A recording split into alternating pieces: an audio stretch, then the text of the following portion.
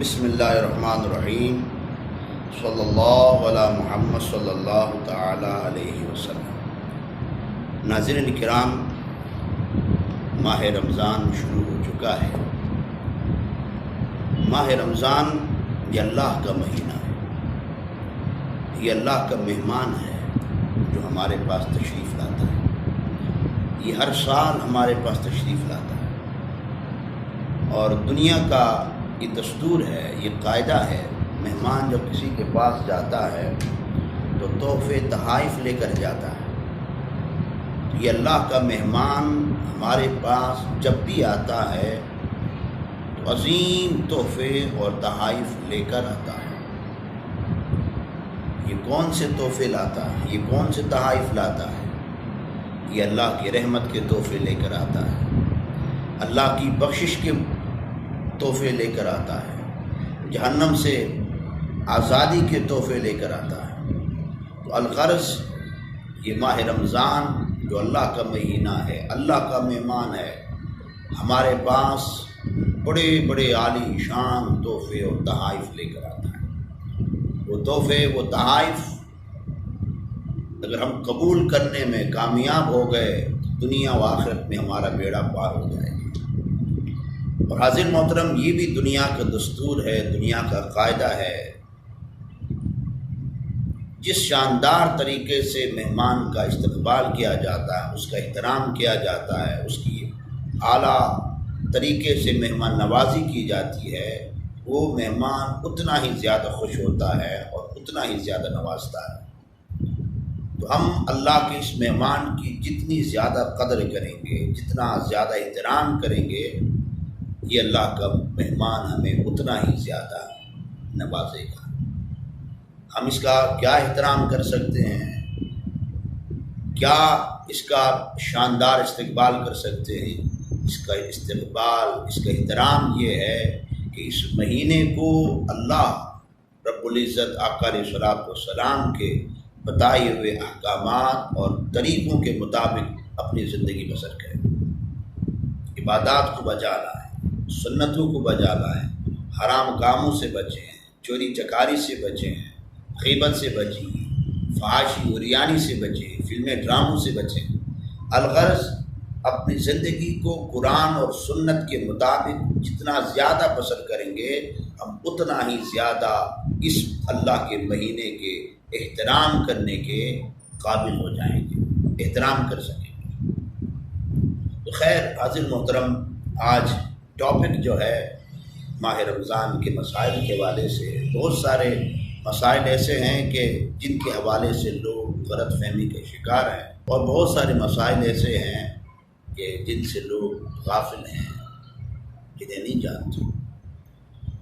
اور روزے کے متعلق مسائل کا سیکھنا یہ لازمی ضروری ہے۔ حاضر محترم، پہلا مسئلہ جو آپ کے سامنے بیان کرنے جا رہا ہوں وہ یہ ہے کہ ہمارے ہاں بہت سارے لوگوں کے ذہنوں میں یہ غلط فہمی ہے کہ روزے کی حالت میں کسی مریض کو خون کا عطیہ کرنا یا اپنے ٹیسٹ کے لیے خون نکالنا، اس سے روزہ ٹوٹ جاتا ہے۔ یہ لوگوں کی ایک غلط فہمی ہے، لیکن حقیقت یہ ہے، درست مسئلہ یہ ہے کہ روزے کی حالت میں کسی مریض کو خون عطیہ کرنا یا ٹیسٹ کے لیے اپنا خون نکالنا، اس سے روزہ نہیں ٹوٹتا ہے۔ دوسرا مسئلہ روزے کے حوالے سے وہ یہ ہے کہ روزے کی حالت میں کان میں دوا ڈالنا یا تیل ڈالنا، اس سے بھی روزہ نہیں ٹوٹتا ہے۔ ہاں، اللہ نہ کرے کسی کے کان کا پردہ پھٹ چکا ہے اور دوا یا تیل یا کوئی اور چیز ڈالنے سے وہ چیز براہ راست رسک کر معدے تک پہنچتی ہے تو پھر روزہ ٹوٹ جائے۔ تیسرا مسئلہ یہ ہے کہ حالت روزہ میں آنکھ میں دوا ڈالنے سے، یہ بات یاد رہے، آنکھ میں حالت روزہ میں دوا ڈالنے سے روزہ ٹوٹ جاتا ہے۔ کان میں ڈالنے سے نہیں ٹوٹتا، آنکھ میں ڈالنے سے ٹوٹتا ہے۔ اس کے لاجک یہ ہے، وجہ یہ ہے کہ ڈاکٹر میڈیکل کے لوگ یہ بتاتے ہیں کہ کان کا معدے کے ساتھ کوئی کنیکشن نہیں ہے، کوئی راستہ نہیں ہے کہ کوئی چیز کان میں ڈال دی جائے تو معدے تک پہنچ جائے، لیکن آنکھ کا معدے کے ساتھ تعلق ہے، کنیکشن ہے کہ کوئی چیز آنکھ میں ڈالتے ہیں تو معدے تک پہنچ جاتی ہے۔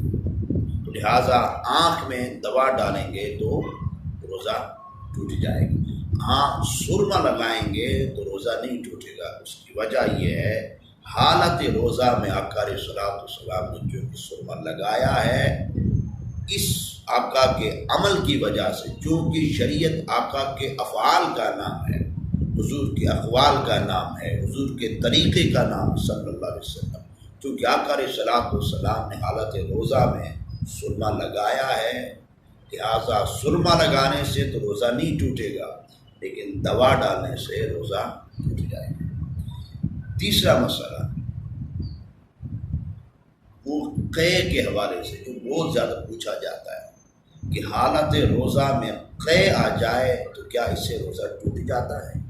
تو اس میں مسئلہ یہ ہے کہ دو صورتیں پائی جائیں تو پھر روزہ ٹوٹ جاتا ہے قے کے معاملے میں، اس کے علاوہ کوئی اور صورت ہو تو پھر روزہ نہیں ٹوٹتا۔ وہ دو صورتیں کیا ہے؟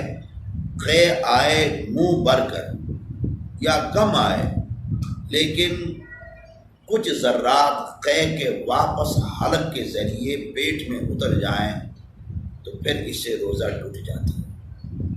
دوسری صورت یہ ہے کہ قے از خود لائی جائے، جان بوجھ کر حلق میں انگلی ڈال کر کسی وجہ سے از خود قے لائی جائے تو پھر اس سے روزہ ٹوٹ جائے گا۔ اس کے علاوہ قے آئے چاہے تھوڑی ہو چاہے منہ پر کر ہو، اس سے روزہ نہیں ٹوٹتا ہے۔ ہاں قے آئے پھر قے کے کچھ ذرات حلق کے ذریعے معدے میں اتر جائیں پھر روزہ ٹوٹ جاتا ہے۔ روزے کی حالت میں انجیکشن لگانا، روزے کی حالت میں انجیکشن لگانے سے روزہ نہیں ٹوٹتا، چاہے گوشت میں لگا لیا جائے چاہے نس میں لگا لیا جائے، یہ فقہا کا قول ہے، اس سے روزہ نہیں ٹوٹتا ہے۔ ایک اور غلط فہمی جو ہمارے ہاں پائی جاتی ہے کہ اگر حالت روزہ میں احتلام ہو جائے، غسل فرض ہو جائے، یا رات میں کسی وجہ سے غسل فرض ہو گیا، اب غسل نہ کیا، سحری کا ٹائم ختم ہو گیا، ہمارے ہاں یہ کہا جاتا ہے اب غسل تو کریں گے لیکن کلی اور منہ میں پانی نہیں ڈالیں گے، کلی اور منہ میں پانی جو ہے ہم افطاری کے وقت ڈالیں گے۔ تو یہ حاضر محترم یہ غلط فہمی ہے، یہ بات یاد رہے، حالت روزہ میں احتلام ہو جائے یا رات کو غسل فرض ہو جائے، غسل بندہ نہ کر سکے، سحری کا ٹائم ختم ہو جائے، تو اب جب وہ غسل کرے گا تو غسل کے تینوں فرض ادا کرنا لازمی ضروری ہوگا۔ جہاں پورے بدن پر پانی بہائے گا وہیں ساتھ کلی بھی کرے گا اور ناک میں پانی بھی چڑھائے گا، ناک کے نرم حصے تک۔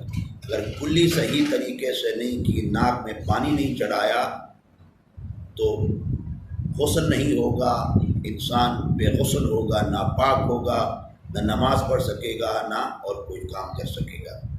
ہاں روزے کی حالت میں کلی اور ناک میں پانی چڑھانے میں مبالغہ نہیں کرنا، کلی کے کرتے وقت گرگرا نہ کرنا، گرگرا نہیں کرنا چاہیے، لیکن منہ کے پورے حصے میں پانی کا پہنچانا یہ ضروری ہے، اور سانس لے کر ناک میں کلی کر ناک میں پانی چڑھاتے وقت سانس لے کر پانی زیادہ اندر نہیں کھینچنا، جس کی وجہ سے دماغ میں پانی چلا جائے گا۔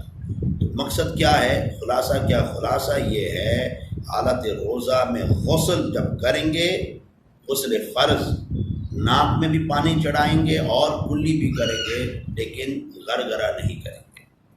اور یہ بھی ساتھ یہ بتا دوں، یہ بھی غلط فہمی ہوتی ہے کہ حالت روزہ میں غسل فرض ہو جائے، احتلام ہو جائے تو اس سے روزہ ٹوٹ جاتا، نہیں، ایسی بات نہیں ہے۔ حالت روزہ احتلام ہو جائے تو روزہ نہیں ٹوٹتا ہے۔ اور حاضر محترم یہ بات یاد رہے، اسی طرح حالت روزہ زیر ناف بال کو صاف کرنا، ناخن کاٹنا، حجامت کروانا، اس سے بھی روزہ نہیں ٹوٹتا ہے۔ اللہ تعالی ہم سب کو صحت و عافیت کے ساتھ روزہ رکھنے کی توفیق عطا فرمائے اور اس کی جملہ برکتیں عطا فرمائے۔